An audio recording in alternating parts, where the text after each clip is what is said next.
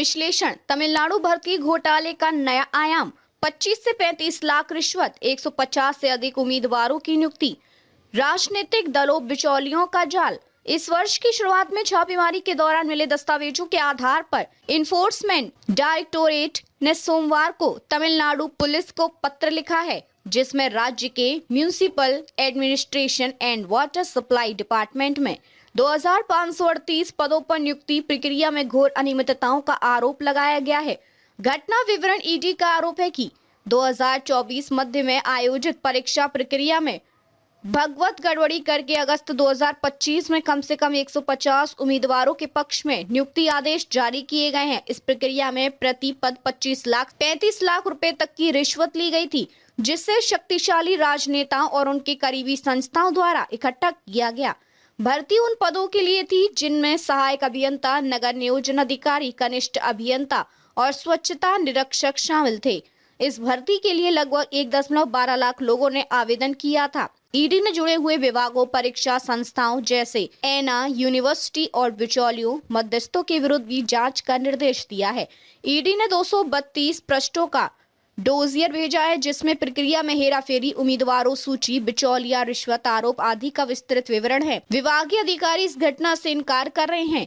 MAWS के सचिव ने कहा कि उन्हें ईडी के पत्र की जानकारी नहीं है और भर्ती प्रक्रिया पूरी तरह से बिना किसी अनियमितता के संपन्न हुई। न्यायिक प्रशासनिक पृष्ठभूमि। इस नए आरोप के प्रकाश में यह ध्यान देने योग्य है कि न्यायालय ने पहले ही राज्य सरकार को इस तरह के कैश फॉर जॉब मामलों में कड़ी टिप्पणी की है। मद्रास हाईकोर्ट ने इस प्रकार की भर्ती प्रक्रिया को well executed master plan enabling scientific corruption कहा था, जिसमें मेरिट के अंक घटाए गए और कम अंक वाले उम्मीदवारों को नियुक्ति मिले। सुप्रीम कोर्ट ऑफ इंडिया ने राज्य सरकार पर 2000 से अधिक आरोपी व्यक्तियों को शामिल करने के लिए पूर्ण रूप से न्यायिक प्रणाली पर प्रमाणित धोखा जैसे कड़े शब्दों में टिप्पणी की है। पहले के घोटाले में महत्वपूर्ण भूमिका निभा रहे राजनेता वी सेंथिल बालाजी पर आरोप है कि उन्होंने पद का दुरुपयोग करते हुए इस प्रकार की व्यवस्था को संचालित किया था। नए मामले का महत्व। यह मामला केवल भर्ती घोटाले तक सीमित नहीं, यह भ्रष्टाचार की संरचनात्मक गहराई, राजनीति, पदाधिकारी, चैनल नेटवर्क और सत्तावाद अनियंत्रण तंत्र में फंसे हुए संबंधों की तरफ इशारा करता है। जब ऐसी प्रक्रिया में लाखों रुपए की रिश्वत और चयन प्रक्रिया में हेराफेरी शामिल हो जाए, तो ये युवा बेरोजगारों के प्रति न्याय घातक होती है, जो मानते हैं कि सरकारी नौकरी योग्यता और मेहनत के आधार पर मिलनी चाहिए, ना कि पर्सनल लॉबी और बैचलर तरकीबों के आधार पर। इस तरह के मामले का राजनीतिक प्रभाव भी गहरा होगा, विशेषकर आगामी चुनावों में। राज्य की साख, राजनीतिक दलों, पक्षों की छवि और सरकार विश्वास का मुद्दा बन सकता है।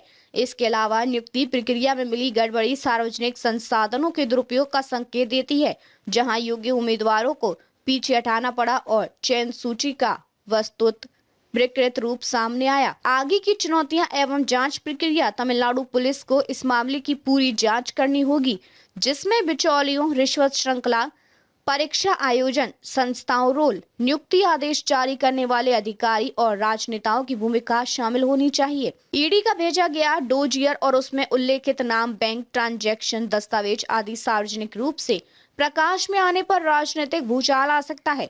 विजेता उम्मीदवारों और प्रभावित उम्मीदवारों की स्थिति, उनके द्वारा दी गई राशि, उनका आज तक क्या हश्र हुआ, यह भी स्पष्ट होना चाहिए। घोटाले का निष्पादन न्याय मंच पर होगा। यदि अभियोजन प्रभावी ना हुआ तो समाज में यह संदेश जा सकता है कि पैसा ही नौकरी दिलाता है। चयन प्रक्रिया के अनियमित नियुक्तियों की समीक्षा और भविष्य में ऐसी घटनाओं को रोकने वाले तंत्र की स्थापना बेबुनियादी जरूरत बनती जा रही है। निष्कर्ष, यह तमिलनाडु मामला सिर्फ नौकरी के बदले पैसे का नहीं, बल्कि प्रशासन, न्यायपालिका, राजनीति और युवाओं की उम्मीदवारों के बीच एक गंभीर संधि कष्ट का प्रतीक बन गया है। यदि न सिर्फ जांच हो, बल्कि दोषियों को समय से न्याय मिले, तभी युवा विश्वास बहाल हो सकता है। अन्यथा यह प्रणालीगत कमजोरी का एक उदाहरण बन सकती है।